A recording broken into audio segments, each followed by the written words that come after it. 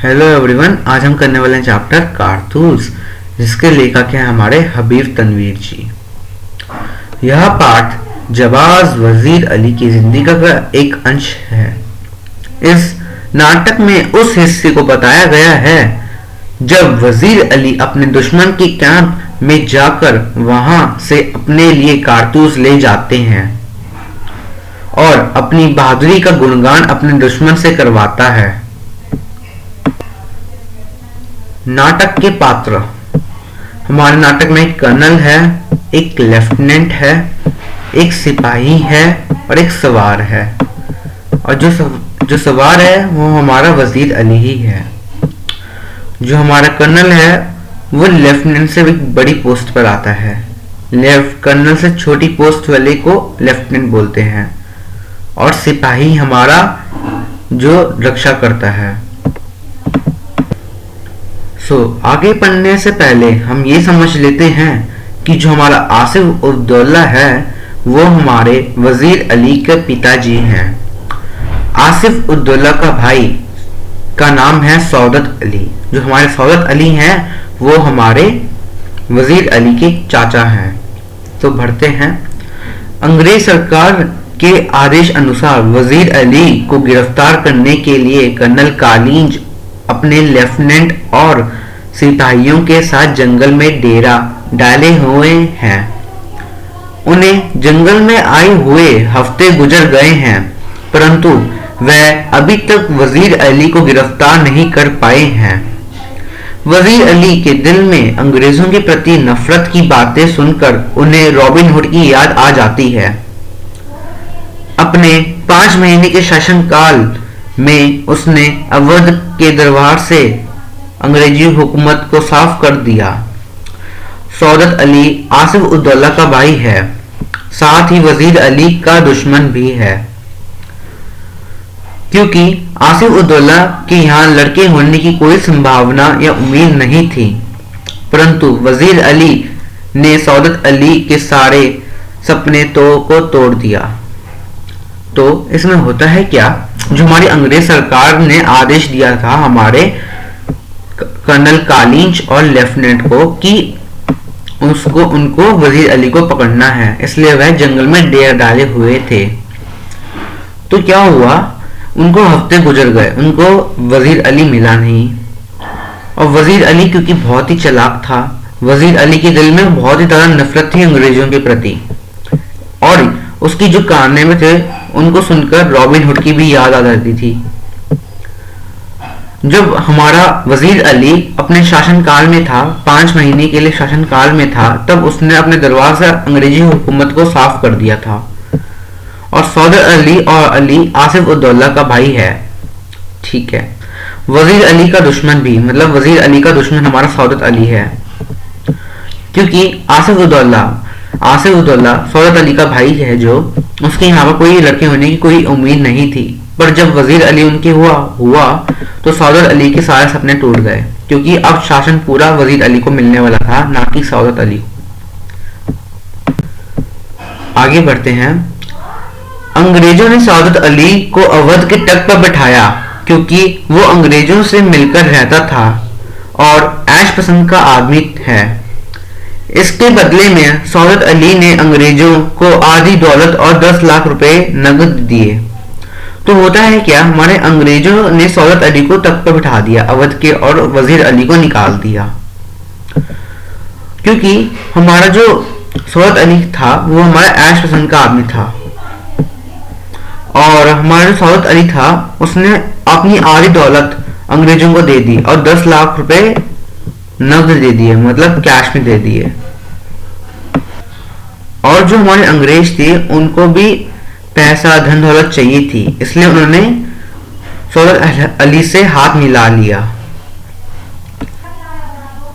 आगे बढ़ते हैं। पहले हम जान लेते हैं कि जो हमारे लॉर्ड क्लाइव हैं वो हमारी लड़की है। तो बढ़ते हैं। लेफ्टिनेंट कहते हैं कि सुना है वजीर अली ने अफगानिस्तान के बादशाह शाह जमा को हिंदुस्तान पर हमला करने की दावत दी है।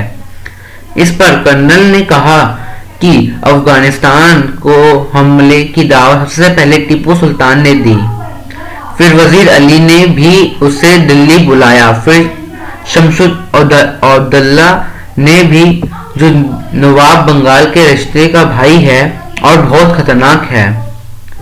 इस तरह पूरे हिंदुस्तान में कंपनी के खिलाफ लहर दौड़ गई है। यदि यह कामयाब हो गई तो लॉर्ड क्लाइव ने बक्सर और प्लासी की युद्ध में जो हासिल किया था वह लॉर्ड वेल्लेस्ली के हाथों खो देगी। कर्नल पूरी एक फौज लिए वजीर अली का पीछा जंगलों में कर रहा है, परंतु वह पकड़ में नहीं आ रहा है। तो सब बोला क्या गया है, जो लेफ्टिनेंट होता है वो कर्नल से पूछता है कि वजीर अली ने अफगानिस्तान के बादशाह शाह जमा को हिंदुस्तान पर हमला करने की दावत दी थी, और उससे पहले हमारे टीपू सुल्तान, अफगानिस्तान ने टीपू सुल्तान को यह दावत दी थी, और फिर हमारा जो वजीर अली है उसने उसे दिल्ली बुलाया। उसके बाद शमसुद्दौला ने भी, उसे नवाब बंगाल के रिश्ते में भाई है, फिर उसने भी बुलाया, शमसुद्दौला ने भी। और इस तरह पूरे हिंदुस्तान में कंपनी के खिलाफ लहर दौड़ गई थी। और यदि यह कामयाब हो जाती तो हमारा जो लॉर्ड क्लाइव है उसने जो बक्सर और प्लासी के युद्ध में जो भी हासिल किया था वह सब कुछ खो देती लॉर्ड वेल्लेस्ली के हाथों। और कर्नल पूरी एक फौज लिए वजीर अली के पीछे जंगल में उसको ढूंढ रहा था। तो आगे बढ़ते हैं।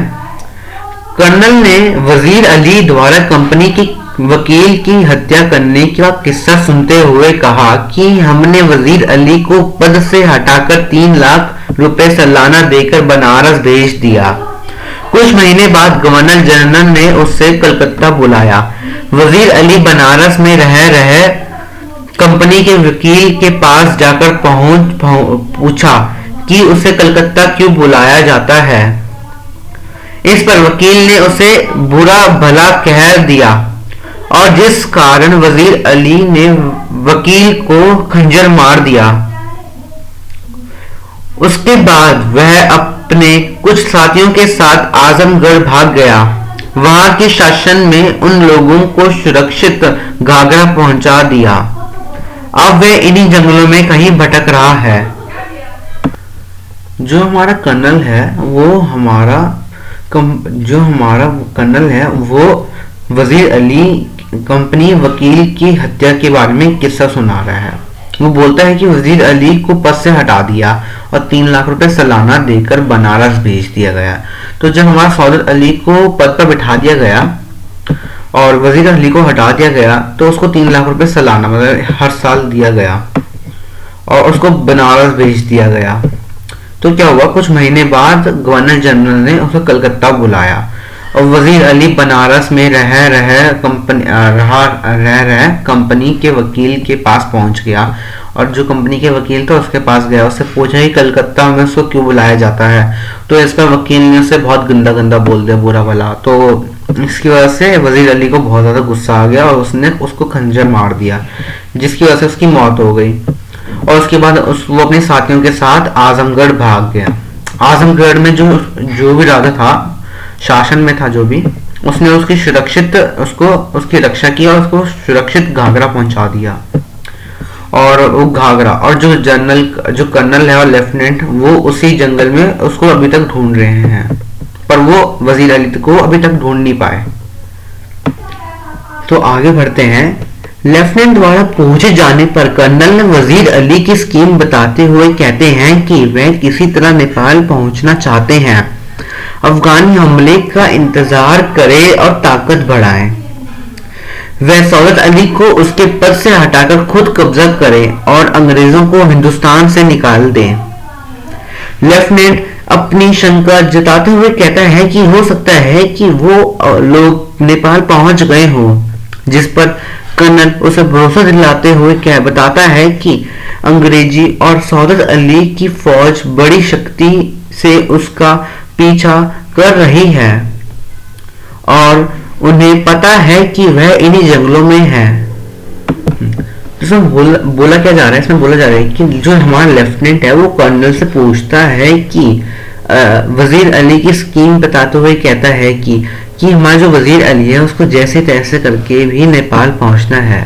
वहां पर वो अफगानी हमले का इंतजार करेंगे और हमारा जो सौदत अली है उसको वह पद से हटाना चाहते हैं और अंग्रेजों को हिंदुस्तान से भगाना चाहते हैं।